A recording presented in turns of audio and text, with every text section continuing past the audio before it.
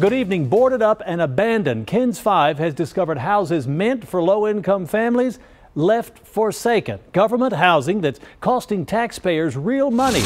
Eyewitness News reporter Andrea Martinez has more from the city's southeast side.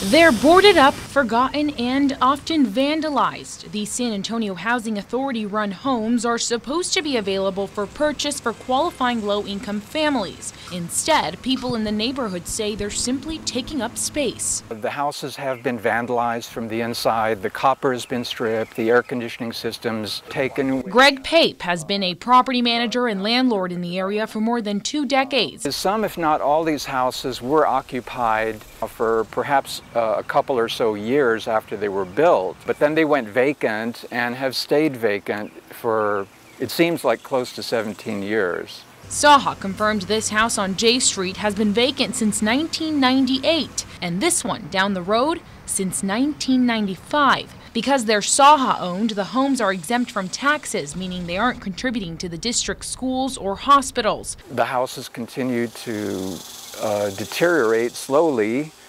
And in the meantime, undoubtedly, a lot of public funds are being expended on routine maintenance and yard work. Mr. Pape says neighbors have even noticed squatters in the homes. According to a recent list from the San Antonio Housing Authority, there are a total of 64 Saha-owned single-family homes currently vacant across the city. Fourth with Saha for over a decade and wants to finally see something be done. Saha is extremely well positioned to help connect prospective buyers with those programs, and that's what I'm hoping to see will take place.